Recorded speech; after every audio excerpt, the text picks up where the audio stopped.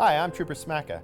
Hi, I'm Trooper Wellman, Please stay tuned for a behind-the-scenes look at being a state trooper. and together we can make a difference. Here we are live at the 360 Vegas studios. We have Trooper Smacka here with Trooper Talk. Thank you very much. Trooper Smacka. So it's towards the end of the year. Yes. You know, really, it's the Christmas parties and all that. We're a couple days before Christmas. And so, you know, let's talk about drinking and being under the influence, that even one drink, like, take some precautions, right? For sure.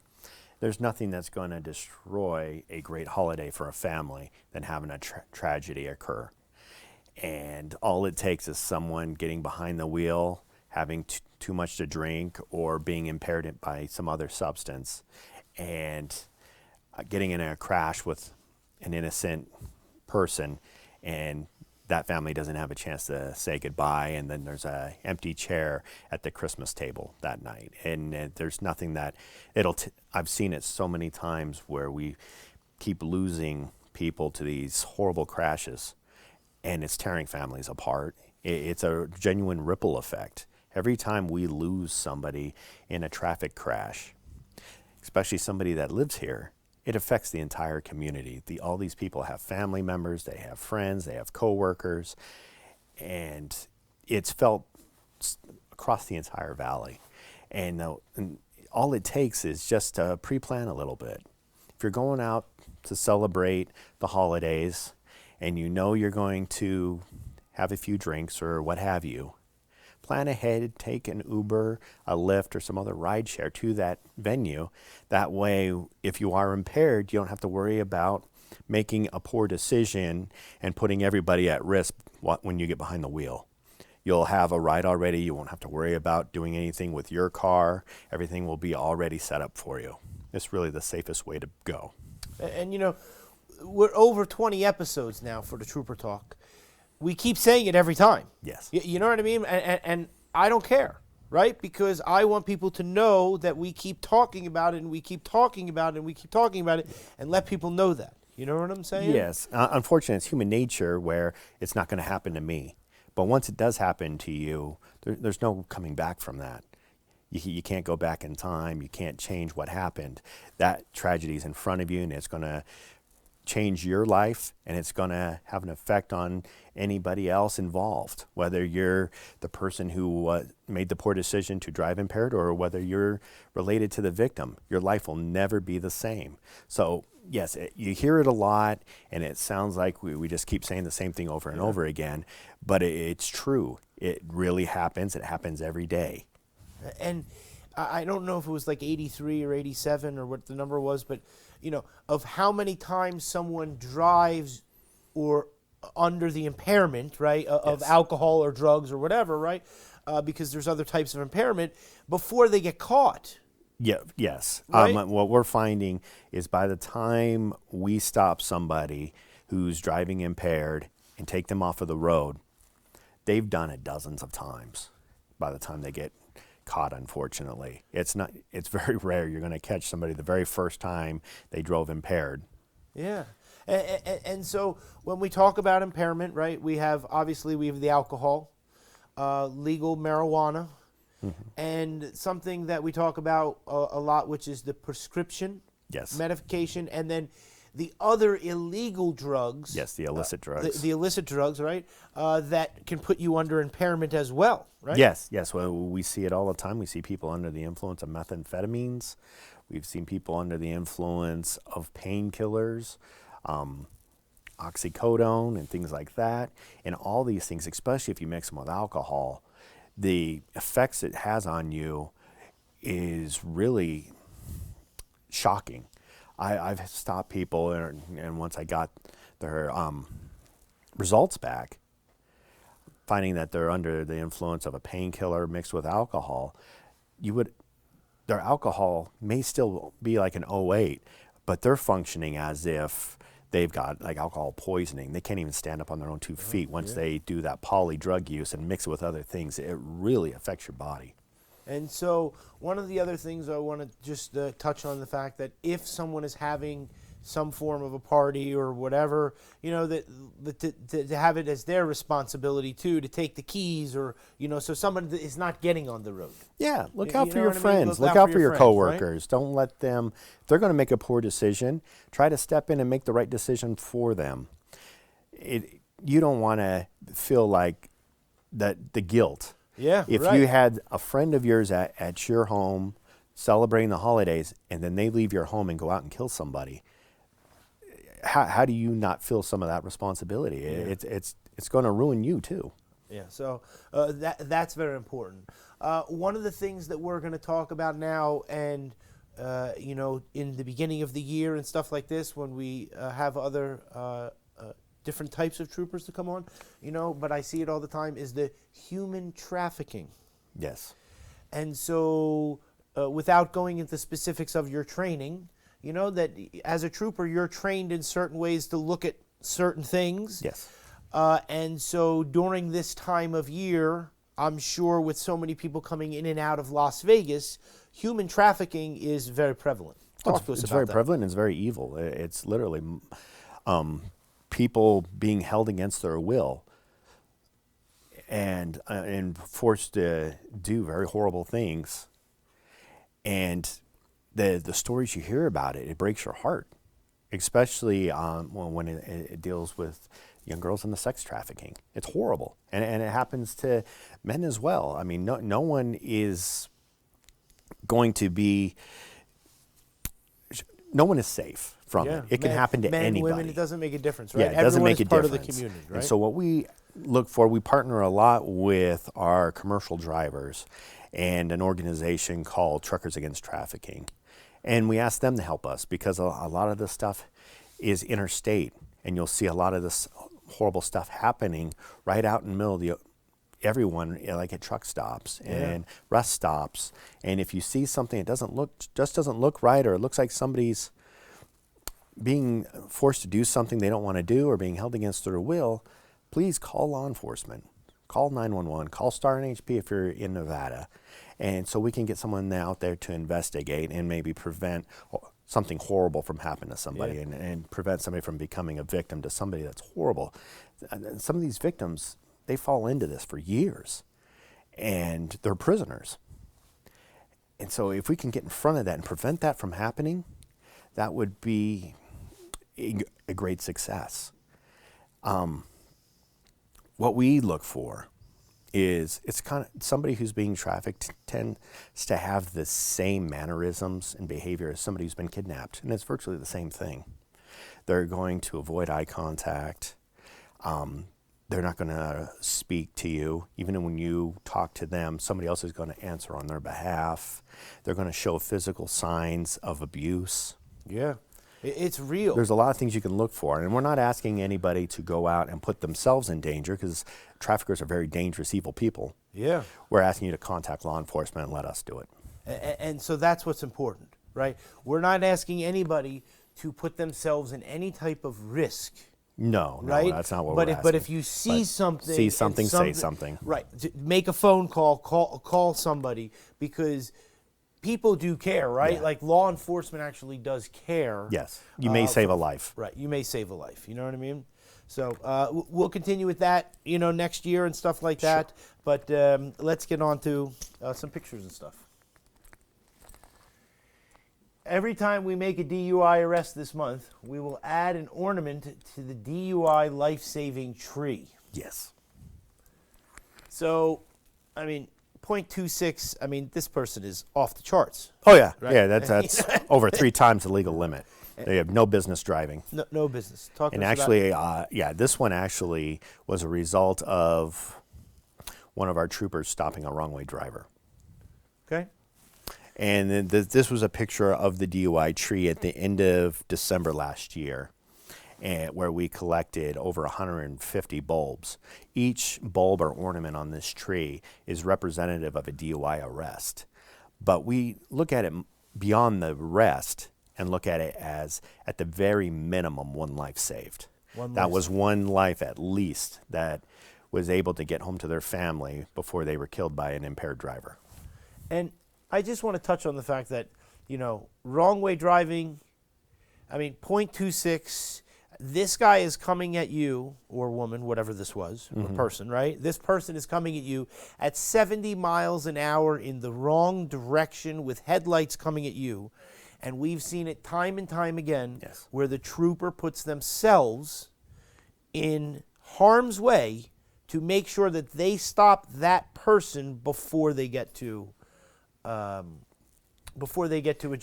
regular person, or you know what I mean? Yes, it's a part of the job. We understand it's very dangerous, but we also know if this person's involved in a crash, going counterflow to traffic at highway speeds, somebody's going to lose their life. Yeah. And we've taken an oath to protect lives, and so we're going to put ourselves in danger to save all those people that we pass by while we're on our way to this call.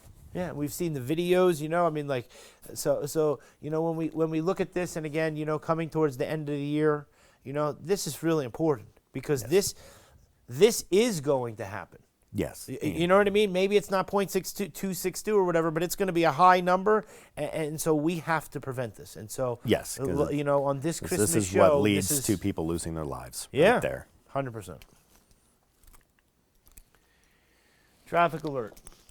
A fatal hit-and-run crash involving a pedestrian and an unknown motor vehicle. And so, you know, we talk about bicycles, not on the freeway, right? No, not especially outside of the Like anywhere on on the freeway. on like the 15 or the 215. Yeah, you're not you have having no a business. There's no pedestrian Right. traffic. There's no bicycle traffic. They have the Yes, ramps. there's side streets and Right. other ways you can get around. There's no place to be on the highway. Now this is a more rural area. Okay. But still, the danger is there. Yeah. People are driving very fast on the highway, So and if you're walking on the side of a highway, it's a very dangerous place to be. And unfortunately, all too often, it leads to tragedies like this one, where somebody loses their life. and car driving at 50 miles an hour and human, it's not going to end well. No. And so, you know, when we drive our cars, we take a responsibility to be cautious of the roadways. Oh, yes, Right? especially in these rural highways, too, because you may not expect to see a human being walking along the side of the highway, but you also have burros. There's parts of the state where you have bulls, steers. The horses? Yes, Yeah, I know, right. it happens all the time, and it can be fatal as well. You're talking a very large animal. And so, you know, this is a good thing that we, you know, one time I'll talk to Johnny. We should put up the signs for, because they probably have different signs for the cattle that cross the road and all yes. that type of stuff, Yes. right? Yeah, especially if you're getting into the more rural parts of this very large state. Yeah. There's a lot of livestock. There's a lot of agriculture in Nevada. And so people do travel. We never really talk about it, but, you know, in the different parts of the state, people do travel throughout the state. And maybe they're not used to, you know, there was a popular TV show that had law enforcement, and you always see the people getting pulled over in Nye County that were traveling to Las Vegas because they didn't understand the two cities and they're right? And so same type of idea. All right. White Chevrolet Suburban was involved in the crash. Yeah, this is just another instance where we're asking for the community's help to help us solve a crime. Okay. Where we had someone who severely injured another person and fled the scene. Luckily, we were able to get enough of a description and had some video evidence to help us out. And we just ask that if anybody knows this person or has seen this vehicle, please reach out so that their victim can have some justice. And so, you know, it's very important to note that Nevada Highway Patrol does a lot of different things. And there's many different facets of the Department of Public Safety. And so investigating and trying to find closure for the family is very important. You know, For sure. when Oh, it comes, there's to, a when lot, it comes yeah. to these type of things. Yeah, So it's not just like the accident and then goodbye. Yeah, That's there's the a end. lot more to the Nevada State Police than just going out writing tickets and investigating crashes. Right. We have a very effective drug interdiction team where I can tell you this month alone, they've taken enough illicit drugs off the street that would literally kill thousands of people. We're talking dangerous drugs. We're talking methamphetamine. We're talking fentanyl. It's very deadly stuff. And they do a phenomenal job of keeping these illicit drugs from being trafficked throughout our state and into our communities, where they literally destroy entire communities. That's one of the facets of the Nevada State Police. We also have NDI, the Nevada Division of Investigations, where they solve major crimes in more of our rural locales. We have fire marshals. And just the state police, we're also involved in a lot of strike teams where we have investigators helping solve crimes as far as car thefts, fraudulent merchandise being sold.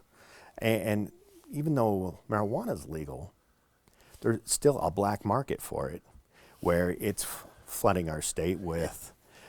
And when you're talking this black market stuff, you don't know what's in it, or it's not regulated like the legal stuff. So it's a big problem. And I think that's a very, very, very big point. You know what I mean? Like, when whatever you're taking, you're not taking. You don't know. Yeah. You know what I mean? And so when it comes to things like this, sometimes you guys need a little help. So you reach out and put a little news post out. That's what we're here for. Yeah, our mission statement is that we're safeguarding the citizens and visitors of Nevada, primarily through traffic safety, through enforcement, education, and engagement. And that involves all these things. Yeah. Johnny loves these red ones. He searches far and wide because he thinks that they're like the color. Yeah. But we hate the red's statistic. the red's the appropriate color for this. But we really hate this. And I'd hate to say it that this number is already way outdated. I was just talking to Andrew Bennett, who's the public information officer for the Office of Traffic Safety with the state, and he's telling me the number this month so far is already closer to 360. He fears we're going to hit 400 before the new year. And so, this is unrestrained motorists, again. Yes. Wear the seatbelt, they work, right? For the pedestrians, let's face it, don't walk in an meter Yes. without the crosswalk, right? We always say that pedestrian safety is a two-way street. It's a partnership between both the pedestrians and the motorists. Make sure when you're crossing a street, you make eye contact with those motorists, because they may not be looking for you, and you may be in the right, but if you're killed, being in the right doesn't matter much. Right.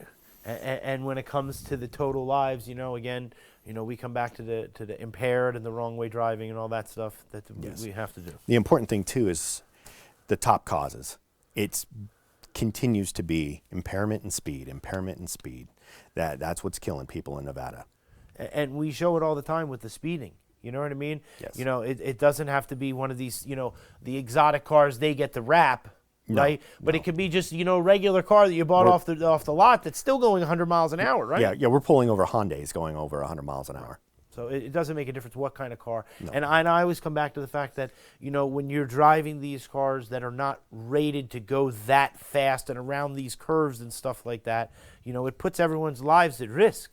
Even regardless of the car, if you're not trained to drive at those speeds, you're going to panic. You're not going to have the time it takes to react to a potential hazard, and you're going to end up in a crash. These race car drivers, that's all they do. They got thousands of hours of training. And then when you have somebody who's just went and got their normal Class C driver's license trying to drive like a race car driver, especially out in public, you'll never find race car drivers driving like that out in public. It's putting everybody at risk. It's really reckless, and it does show a total disregard for the safety of everybody around you. And total reckless driving, you know what I mean? Driving impaired by any substance, legal or illegal, is against the law. In Nevada, a typical DUI costs about $10,000. We've talked about that before, right? Yes. So that's just your standard run-of-the-mill misdemeanor charge, first offense DUI. It's going to be at the very minimum $10,000 by the time you're done with the court fees and attorney fees. And let's face it, it's probably not comfortable sitting in the back of a police car. No.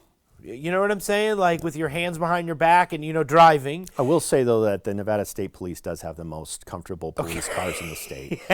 Our cars are actually very plush. Okay. If you're going to go to jail, you want to go in a Nevada State Police car. It's much more comfortable than some of the other cars out there as far as police cars go.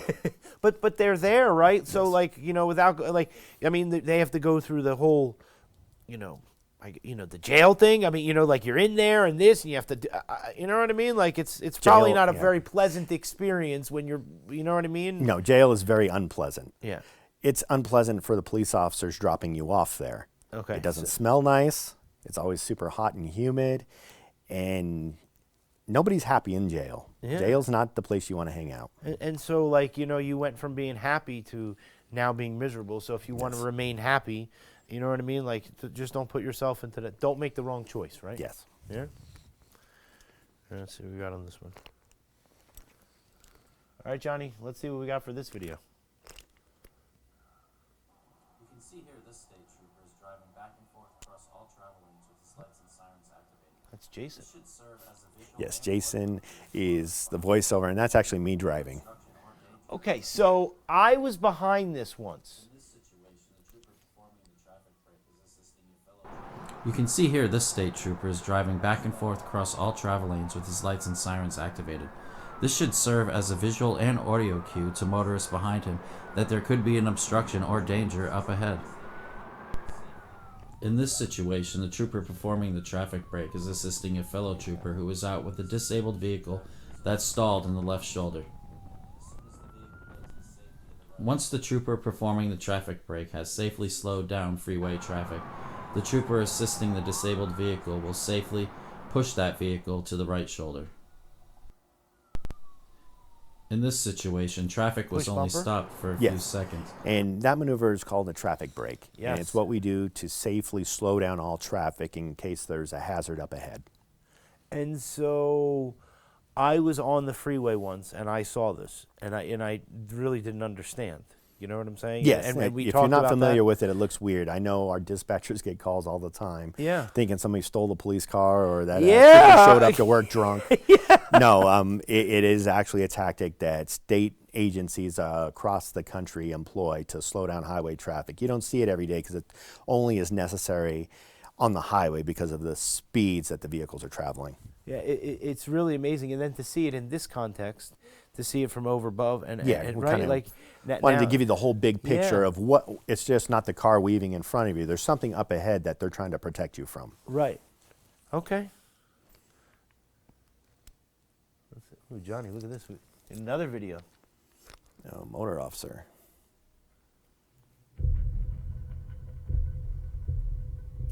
So this is a trooper.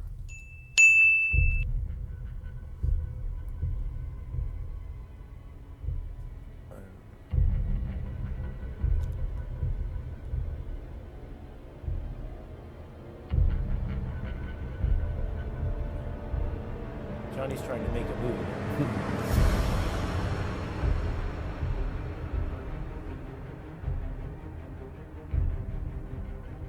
The front of the motorcycle looks like a shark.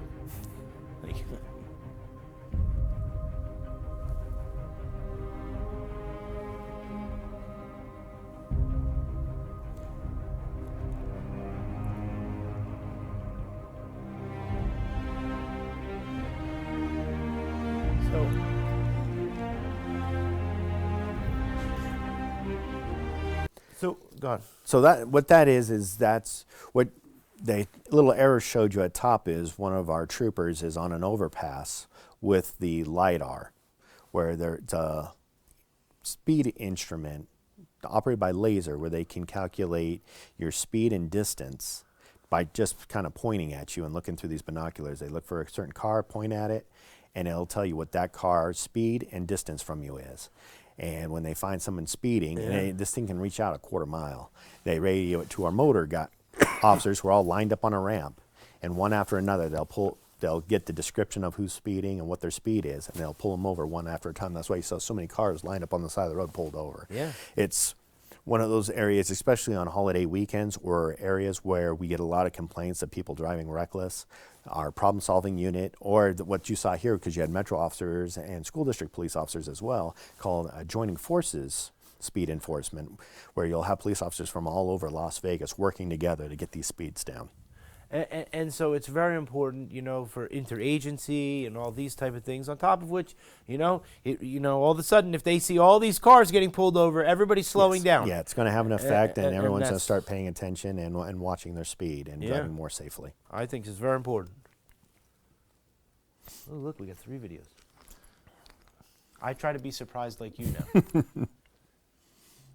This is just another example of the kind of hazards that we have on Nevada roadways. Here we got some wild horses in the middle of the road, So your where if version- you're driving too fast and you come up on one of these animals, it's going to possibly be fatal for you if you strike an animal this large.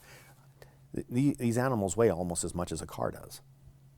And so you're coming around that corner at 50 miles an hour, Yeah. 40, Yep. 35, whatever, like this car, right? Yeah, and you don't want to strike a large animal with your car. As you can tell too, with burros, horses, and even cows, is they're very top heavy. Their legs are a lot smaller than their upper body, and the way cars are, the height of them, you hit the animal in its legs, the heaviest part of the animal is going towards your windshield. Yeah. And they And weren't that's moving hundreds. fast. Yeah, that's several Yeah. hundred pounds coming right at you, pretty much right at your head. And I never So thought of it's that. very dangerous, especially if you're driving at a very high rate of speed. We've had fatal crashes involving large animals.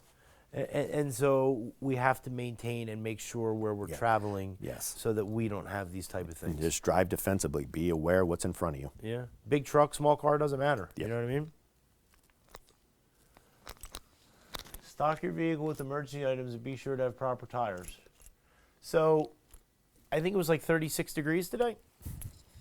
A high of Yeah, like we've hit a 54 or cold snap. something. It's- Winter is here. California, they say is supposed to like rain. The next couple days. We had unfortunately those tornadoes, right? Yes. And so who knows what happens? But what we know is that when we leave our house, and especially in things like this, we need to be prepared. For sure. You need to make sure you have snow tires or chains available. You want to make sure you have a nice pair of gloves in case you're having to work outside, or maybe even a little shovel, maybe some sand or kitty litter or something to help you with traction on ice.